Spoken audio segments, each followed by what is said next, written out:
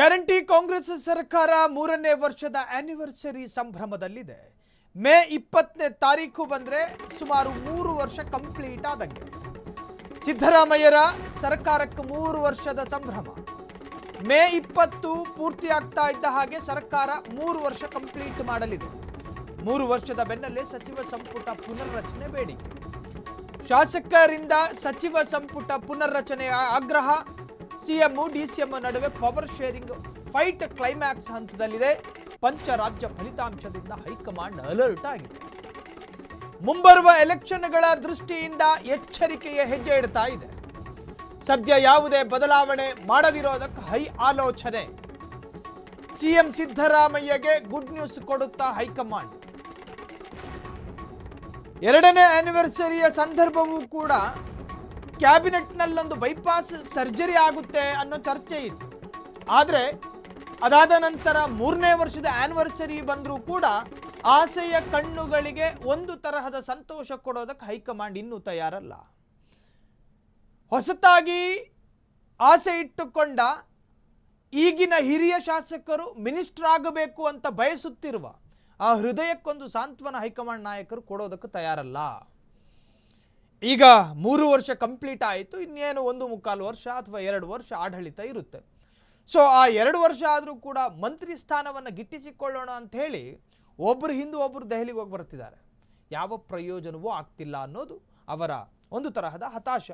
ಮೇ 20 ಬಂದರೆ ಕಾಂಗ್ರೆಸ್ ಸರ್ಕಾರ ಆಡಳಿತಕ್ಕೆ ಬಂದು 3 ವರ್ಷ. ಈ 3 ವರ್ಷದ ಪೂರ್ಣ ಸಂದರ್ಭದಲ್ಲಾದರೂ ಹೈಕಮಾಂಡ್ ನಮ್ಮ ಆಸೆಗಳನ್ನು ಈಡೇರಿಸುತ್ತಾ ಸಿದ್ದರಾಮಯ್ಯ ಸರ್ಕಾರಕ್ಕೆ 3 ವರ್ಷದ ಸಂಭ್ರಮ. ಮೇ 20ಕ್ಕೆ ಕಾಂಗ್ರೆಸ್ ಸರ್ಕಾರಕ್ಕೆ 3 ವರ್ಷ ಕಂಪ್ಲೀಟ್ ಆಗಲಿದೆ.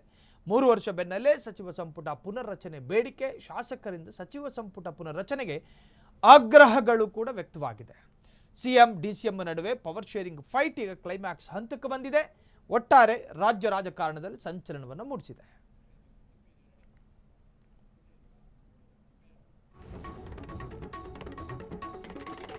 ಸದ್ಯ ಕೇರಳ ಸರ್ಕಾರ ರಚನೆಯಲ್ಲಿ ಹೈಕಮಾಂಡ್ ಬಿಜಿ ಇದೆ. ಮುಂದಿನ ವಾರವೇ ರಾಜ್ಯ ರಾಜಕೀಯದ ಗೊಂದಲಕ್ಕೂ ಕೂಡ ಬ್ರೇಕ್ ಬೀಳುತ್ತೆ. ಸದ್ಯಕ್ಕೆ ಸಿಎಂ ಸಿದ್ದರಾಮಯ್ಯ ಸೇಫ್ ಆಗುವ ಸಾಧ್ಯತೆ. ಸಿಎಂ ದೆಹಲಿಗೆ ಹೋದ್ರೆ ಕ್ಯಾಬಿನೆಟ್ ರೀಶಫಲ್ ಬಗ್ಗೆ ಪ್ರಸ್ತಾಪ. ಸಚಿವ ಸಂಪುಟ ಪುನರ್ರಚನೆಗೆ ಅವಕಾಶ ಕೇಳಲಿರುವಂತಹ ಸಿಎಂ ಸಿದ್ದರಾಮಯ್ಯಗೆ ಗ್ರೀನ್ ಸಿಗ್ನಲ್ ಕೊಡುತ್ತಾ ಹೈಕಮಾಂಡ್. ಸಿಎಂ ಸಿದ್ದು ಸೇಫ್ ಆದರೆ ಸಚಿವ ಸಂಪುಟ ಪುನರ್ರಚನೆ ಫಿಕ್ಸ್. 10 ರಿಂದ 18 ಹಾಲಿ ಸಚಿವರಿಗೆ ಕೋಕು ಕೊಡೋದಕ್ಕೆ ಹೈಕಮಾಂಡ್ ಚಿಂತನೆಯನ್ನು ಮಾಡಿದೆ. ಈ ಬಾರಿ ಹೊಸ ಮುಖಗಳಿಗೆ ಮಣೆ ಹಾಕುತ್ತಾ ಹೈಕಮಾಂಡ್ ಗೊತ್ತಿಲ್ಲ. ಆದರೆ ಸಿದ್ದರಾಮಯ್ಯನವರು ಈವರೆಗೂ ಕೂಡ ರಕ್ಷಣಾತ್ಮಕವಾದ ಸ್ಟೇಟ್ಮೆಂಟ್ಗಳನ್ನೇ ಕೊಡ್ತಾ ಬಂದರು. ಹೈಕಮಾಂಡ್ ಕೂಡ ಅವರನ್ನು ರಕ್ಷಣೆ ಮಾಡ್ತಾನೆ ಬಂತು.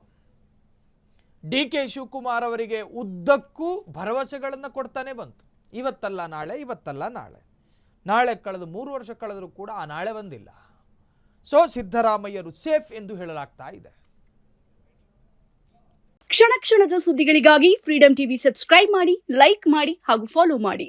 ಹೊಸ ಸುದ್ದಿಗಳ ನೋಟಿಫಿಕೇಶನ್ಗಾಗಿ ಬೆಲ್ ಐಕಾನ್ ಮೇಲೆ ಕ್ಲಿಕ್ ಮಾಡಿ.